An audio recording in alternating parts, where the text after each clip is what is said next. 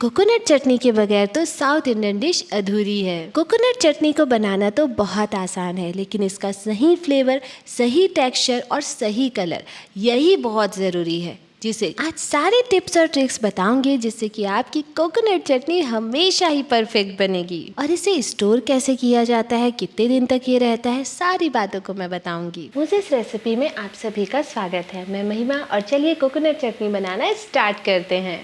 इस रेसिपी को बनाने के लिए हमें फ्रेश कोकोनट की ज़रूरत पड़ेगी। 2 हरी मिर्ची, 2 टेबलस्पून दलिया लिया है मैंने, थोड़ा सा धनिया और छोटा सा जो है अदरक का टुकड़ा लिया है। कोकोनट के स्किन को निकालने में थोड़ी सी मेहनत लगती है, लेकिन अगर आप ऐसा करेंगे ना तो डिलीशियस वाइट कोकोनट आपको मिलेगा। और आप ऐसे किसी भी पिलर का यूज़ करें, बहुत ही आसानी से इसका जो स्किन है वो आराम से रिमूव हो जाता है। लेकिन अगर आपके पास समय ना हो तो डायरेक्ट ही आप इसकी स्किन के साथ इसे काट सकते हैं, ग्रेट भी कर सकते हैं। लेकिन अगर आप इसकी स्किन को निकाल दोगे ना तो इससे बहुत ही अच्छा वाइट कलर आपको मिलेगा। मैंने तो यहाँ पर इसे छोटे छोटे क्यूब साइज में कट कर दिया आगे, क्योंकि हमें इसे पीसना ही है। लेकिन आप चाहे ना तो इसे ग्रेट भी कर सकते हैं। नारियल का फ्रेश होना बहुत जरूरी है। तो अब हमें क्या करना है, नारियल में यहाँ पर मैंने चुटकी भर शक्कर लिया है और थोड़ा सा चुटकी भर नमक लिया है और इसे डाल दिया है। अब हम इसे मिक्स कर लेंगे। तो हम इसे टॉस करते हुए इस तरीके से आसानी से मिक्स कर लेंगे और इसे 15 से 20 मिनट के लिए हमें छोड़कर रख देना है। अगर आपके पास समय होना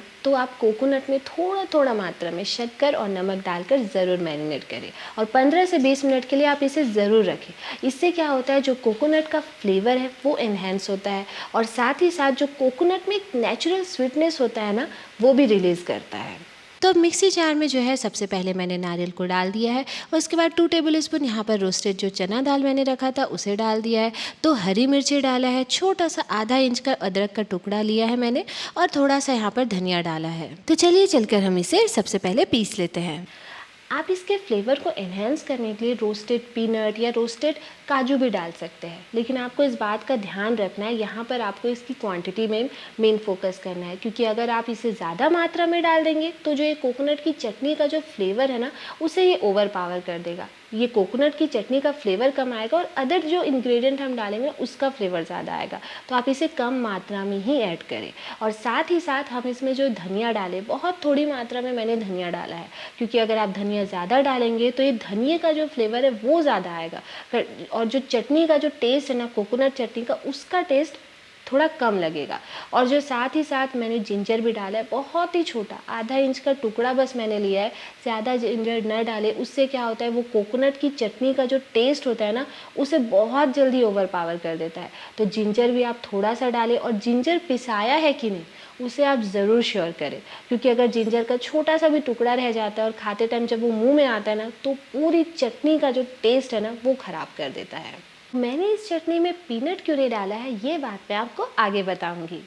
आपको इसे पानी डालकर पीसना पड़ेगा और इसकी कंसिस्टेंसी तो आप अपने अनुसार रख सकते हैं, बट इस कंसिस्टेंसी का ये होना चाहिए। वैसे कंसिस्टेंसी आप पर पूरी तरह से डिपेंड करती है। आपको अगर रनी चाहिए तो रनी कर सकते हैं, थोड़ी अगर आपको गाढ़ी पसंद हो तो गाढ़ी कर सकते हैं। और हाँ, अभी तक मैंने यहाँ पर सॉल्ट ऐड नहीं किया है, क्योंकि क्या होता है, पीसने के बाद थोड़ा बहुत जब हम पानी डालते हैं तो इसमें हमें और भी एडजस्ट करने की ज़रूरत पड़ती है। तो मैंने यहाँ पर सब कुछ करके एक साथ ही इसमें स्वाद अनुसार जो है नमक डाल दिया है और इसे मैंने एक बार मिक्स कर दिया है। अब यहाँ पर आप देख सकते हैं कि जो इसकी कंसिस्टेंसी है बिल्कुल परफेक्ट आ गई है। इसका कलर देखिए बिल्कुल परफेक्ट है, इसका टेक्सचर सब परफेक्ट है, इसका जो फाइनल लुक है वो बिल्कुल परफेक्ट हो गया है।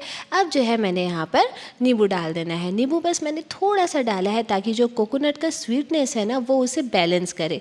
लेमन की जगह पर आप चाहे तो यहाँ पर इमली भी डाल सकते हैं, लेकिन आप डालें ज़रूर दोनों में से कोई भी चीज़। वो क्या करता है, इसकी स्वीटनेस को बैलेंस करता है। तड़के के लिए कोकोनट ऑयल या घी का ही इस्तेमाल करें, इससे जो इसका टेस्ट है वो बहुत ही अच्छा आता है। जैसे ही घी गर्म होता है, यहाँ पर आधा टीस्पून सरसों डाला है। सरसों के क्रैकल होते ही यहाँ पर आधा टीस्पून हमें उड़द दाल डाल देना है और उड़द दाल को हमें बहुत ही ध्यान से फ्राई करना है। जब तक ये लाइट गोल्डन ना हो जाए तब तक आपको इसे फ्राई करना है। 2 सूखी लाल मिर्च भी यहाँ पर मैंने तोड़कर डाल दी है और बस इसे हल्का सा एक मिक्स दिया है। यहाँ पर मैं आपको दिखाऊंगी कि जो उड़द दाल है ना वो हल्का लाइट गोल्डन कलर का हो जाता है। आप यहाँ पर देख सकते हैं, मैं चम्मच से भी यहाँ पर आपको ऐसे उठा के दिखा रही हूँ। आप देखिए उड़द दाल जो है बिल्कुल बहुत ही अच्छे कलर में आ गया है। लास्ट में यहाँ पर जो है मैंने करी लीव्स डाला है और फ्लेम को मैंने तुरंत ही बंद कर दिया है, तो जो हमारा तड़का है वो भी तैयार है। तो अब देखिए हमारी जो टेस्टी कोकोनट चटनी है वो बनकर तैयार हो गई है। अब हम जानते हैं कि अब इसे स्टोर कैसे करना है और कितने दिनों तक करना है। तो अब आती है स्टोर करने की बारी कि आखिर इसे स्टोर कैसे करते हैं। तो आप 3 से 4 दिन के लिए कोकोनट चटनी को बनाकर रेफ्रिजरेटर में आराम से रख सकते हैं। और अगर थोड़ा ज़्यादा लंबा समय के लिए आपको स्टोर करना है तो आप इसे किसी भी एयर टाइट कंटेनर में फ्रीज़ कर दें, या तो आप इसका आइस क्यूब भी बनाकर इसे स्टोर कर सकते हैं। लेकिन थोड़ा ज़्यादा लंबा समय रहने की वजह से क्या होता है, इसका जो कलर है वो थोड़ा चेंज हो जाता है और साथ ही साथ इसके टेस्ट में भी आपको फ़र्क महसूस होगा।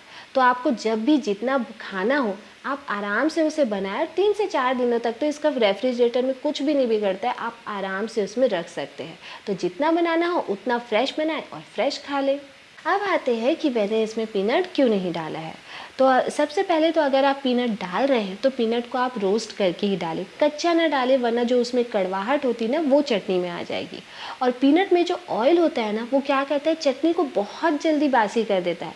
तो अगर आपको लंबे समय के लिए चटनी को स्टोर करके रखना है तो अच्छा ही होगा कि आप पीनट ना डालें। इसकी जगह पर मैंने चना दाल डाला है, रोस्टेड चना दाल। चाहे तो आप इसमें काजू बादाम कुछ भी डाल सकते हैं। ये इन सभी का जो टेस्ट और फ्लेवर है ना बहुत ही अच्छा आता है चटनी में। सारे टिप्स एंड ट्रिक्स मैंने बता दिए हैं। अगर आप बिगिनर भी हो तो भी आप इसे अगर फॉलो करेंगे ना तो कोकोनट चटनी को बहुत ही आराम से बना देंगे और इसका टेक्सचर, टेस्ट, फ्लेवर तीनों आसानी से ले आएंगे। इसके बाद भी अगर आपको परेशानी आती है तो आप मुझे ज़रूर कमेंट करके बताइएगा, मैं ज़रूर आपकी हेल्प करूँगी। तो बिना खाओ एंजॉय करो, टाटा बाय बाय।